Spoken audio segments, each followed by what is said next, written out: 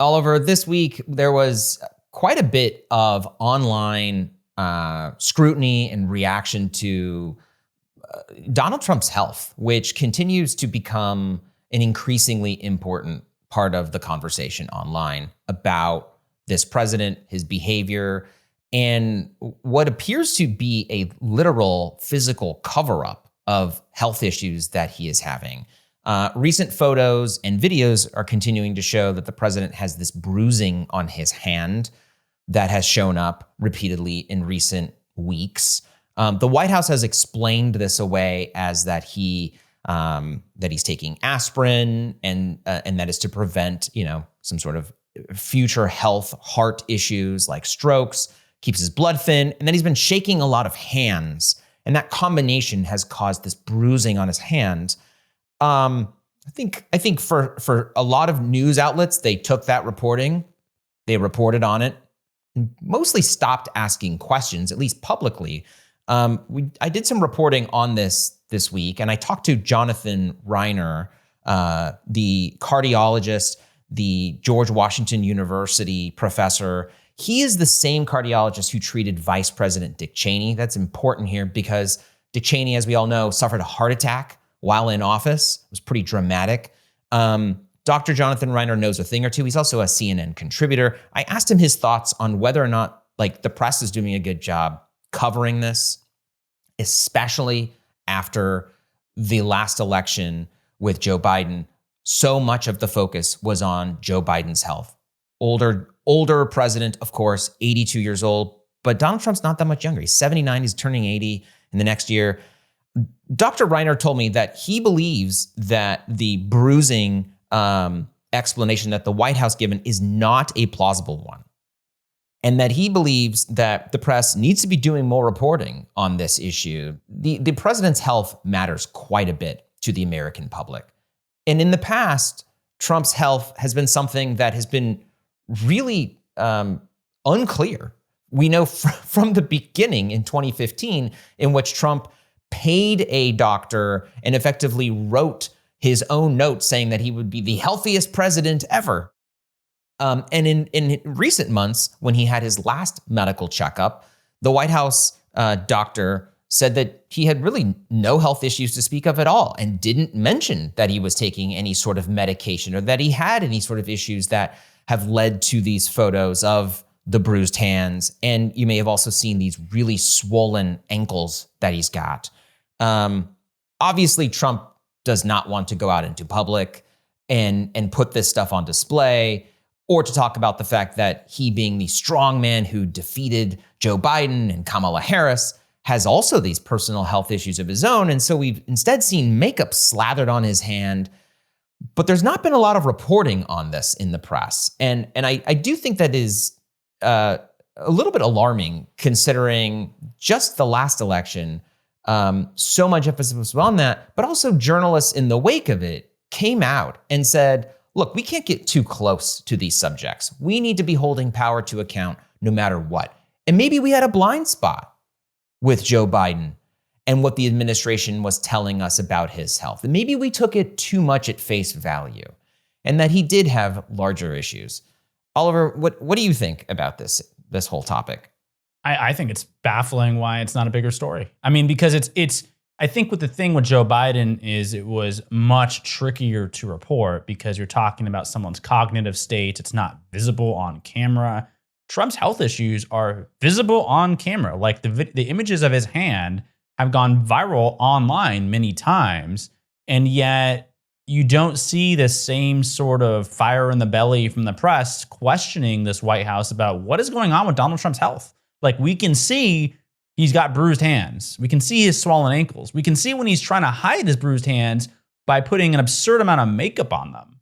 And for some reason, just actually months after a huge reckoning, I'd say, in the press about not questioning the Biden White House enough, not being aggressive enough in pursuing that story, there's effectively silence or a blackout about Donald Trump's very visible, health problems. I mean, it's not normal for your hand to be bruised all the time. Like, that is strange. I mean, I'm not a doctor, but that is strange. And the doctors are saying it's, as you talk to Reiner, that the White House's explanation just does not add up. And so why are we not seeing this treated as a serious issue in the press? I think what we saw this past week was obviously pretty absurd. There was Trump is dead was trending on X, and people were convinced that for some reason he was dead, and that was absurd. And you saw the media counter that and say he's not dead, and Donald Trump bats down conspiracy theories about his health. But no, wait, like there are some conspiracy theories, yes, like he is alive,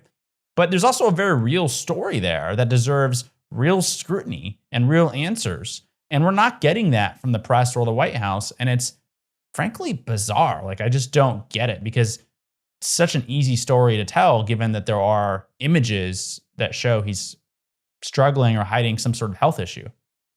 Yeah, Dr. Reiner actually made a very good point, too, in our conversation, which was if the actual health issue that Donald Trump is facing involves shaking of hands, then what does his left hand look like? Have we seen bruising on that? And sure enough, we have.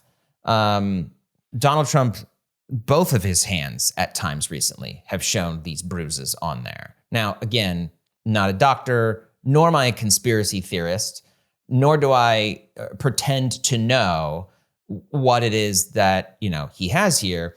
But the idea that we're supposed to sort of turn away, supposed to take the White House's account here at face value when it doesn't necessarily add up.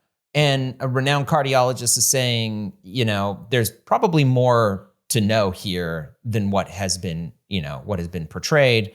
I think says quite a bit. And so, I think it's hard to distance that between what just happened in the last White House, where Joe Biden's health was under such intense scrutiny. I asked Andrew Bates, he is the former deputy press secretary, his thoughts on how much scrutiny Biden's health came under versus Donald Trump's. And to be honest, he was pretty upset. He did not really he did not take the press's sort of silence on this issue very well. He said Trump even wants to steal the right to report things he doesn't want by revoking broadcast licenses, yet he's rewarded with a level of deference that results in him being treated like media executives' collective boss. They need to grow stronger backbones. 10 years late is better than never. So former Biden White House really not thrilled with the lack of coverage here that they feel like they unfairly had to endure in the final months of that candidacy. The Associated Press's David Bowder, he's also a media writer there. He wrote this week that the physical signs that have been pointed out online should trigger serious probes into the president's health. And I do think it's strange that we see prominent voices who people respect saying these things, and yet a real lack of coverage. And to me, it just makes me wonder if the press is worried about this administration, which has been has had no problem with being overtly vindictive, launching retribution against organizations, icing them out. The Associated Press was iced out of the White House for quite some time in its pool coverage because it just refused to call the Gulf of Mexico the Gulf of America. That is like the silliest, most childish thing. And yet they're willing to do it. And it sort of raises the question, and I think a lot of suspicions among people online, and not necessarily the conspiracy theory crowd, of why aren't we seeing this reporting? And well, especially too, John, because the whole half of the campaign, maybe more than half the campaign, the 2024 campaign was about Joe Biden's health. Like that's what Donald Trump made it about, right? It's sleepy Joe Biden, which is obviously a jab at his cognitive health. He doesn't have the stamina. It was about Joe Biden's health. And now that Donald Trump's health is very much in question, and there are very unanswered questions about it, it's suddenly not a story anymore. Like that doesn't make any sense. And Donald Trump doesn't want to talk about health anymore. I mean, imagine how frustrating it would be to be Joe Biden and have your health under the microscope the way it was, and then your opponent who beats you is, again, literally covering his hands up in makeup because they're bruised so badly. And the media kind of just collectively shrugs its shoulders like, whatever. it just doesn't, I actually don't understand. Like, if you're a media executive, why are you not saying this is a story I want on every hour? Why is it being left? And I think here's a problem too, and you wrote about this in your piece, is when there's a void of information, conspiracy theories quickly fill that void. And so what you're seeing now is because, the Wall Street Journal and CNN and other major news organizations are not covering the story and being authoritative on it, you're seeing speculation swirl online, and you get trending hashtags like Trump is dead because the media is not covering it. And so it goes viral on TikTok with conspiracy theorists filling that void of information because people are hungry for that information, right? They want to know what's going on. And so then they turn to the people who are talking about it when it's not the mainstream press. And so I just really don't get how you can be a news executive and dismiss this. And then it's really, I thought, frustrating to see that the stories that were published this week about it were just basically shooting down the conspiracy theories like Donald Trump is alive. Yes, we know Donald Trump is alive, but like there is definitely a deeper story here. And why are we not seeing that? Where's Emma Tucker's Wall Street Journal doing? Can you imagine even if Joe Biden had bruised hands that people had spotted in private? People would report on that. Like in private, people have seen Joe Biden with bruised hands. Donald Trump's doing it in public. Covered in makeup. Right. It's in public. I mean, it writes itself to some extent. And there are medical professionals who are openly questioning what the White House is putting out. And Donald Trump does not have a good record on being transparent on anything, but particularly his health. So I don't know why it's not a story, why people aren't digging deeper, why we're not getting reporting from inside the White House, what aides are seeing. What is going on? Like, why don't we know? And why isn't this being treated as a major story is beyond me. The Wall Street Journal ran a story about Biden's health being in question behind the scenes with on-the-record quotes from only Republicans. Largely Republicans. Was it largely? Yeah. Kevin McCarthy was one of them, I believe. He sure was. Yeah. Could you imagine now the Wall Street Journal running the same story about Donald Trump with on-the-record quotes from Democrats questioning his health? Where is that story? I mean, I've been an editor in a newsroom for nearly 2 decades. It's almost like the press grades Donald Trump on a curve. You could write that story tomorrow. We could call up a few Democrats. It's not even difficult. There's an intentional decision not to do that. Where is Sanjay Gupta? That's what I want to know. Is Sanjay Gupta going to go on air and talk about Donald Trump's health? Where is the segment on that? Why isn't he in the White House? Actually, CNN has sent Sanjay Gupta, not to pick on CNN, but they have sent Sanjay Gupta to the White House briefings before to ask questions about when a president's health or something like that is in question. Why isn't Sanjay Gupta in the White House asking questions? So when Caroline Leavitt says, oh, he's taking baby aspirin and shaking a lot of hands, Sanjay can be like, actually, that doesn't really add up. And I'm a world-class doctor. Free idea. Send Sanjay to the White House to get some answers. They could certainly do it. And I think one of the things I was thinking about with the reaction online to this idea last week, that this conspiracy theory that was really baseless, but floated because we hadn't seen Donald Trump in public for a few days, therefore he must be dead. Trump is dead was trending. But it reminds me of the Free Press a little bit with their top story. Another reason not to trust the experts. The opening line. One of the great lessons of the past decade is that when you read a variation of experts say in a headline, you ought to think twice and for yourself. What that has continually told the audience from conservative media is that you can't trust people in authority. You cannot trust experts, doctors, medical people, especially all of those experts and authorities that were involved with COVID. They were liars. They weren't telling the truth. They were poisoning us secretly behind the scenes. Florida this week is announcing that they're going to end vaccine mandates altogether. Why? Because you can't trust the experts.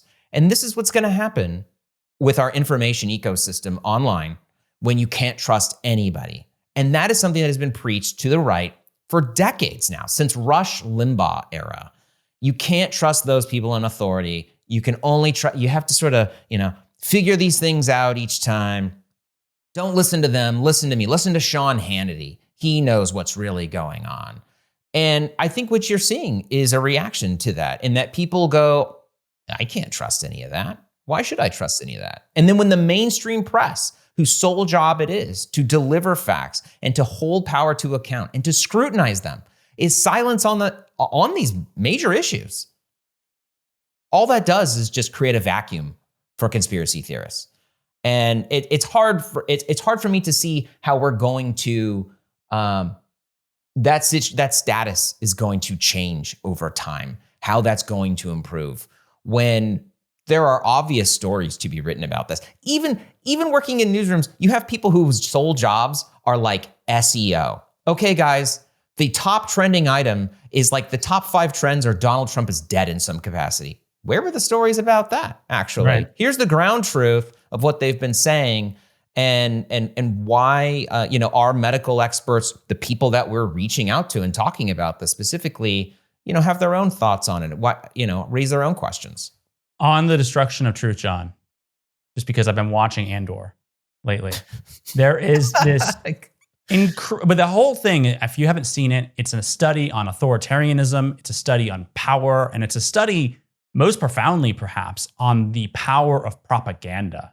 And there's this incredible speech. This is the Disney Plus Star Wars spinoff show, Andor. I cannot believe this is for the even uninitiated out there. Yeah, it's there's so many parallels to what we're seeing in America right now. But there's this incredible speech, and I just want to read part of it to you because I think this is actually what you were getting at.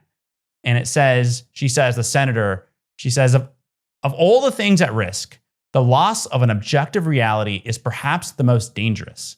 The death of truth is the ultimate victory of evil.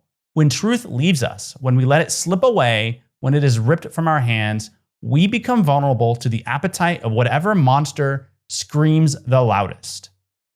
And then she goes on to say the monster screaming the loudest is Emperor Palpatine. But that is, you read that and you hear that speech, and it is so reminiscent of what we're seeing today. And that's what they aim to do. They aim to destroy the truth.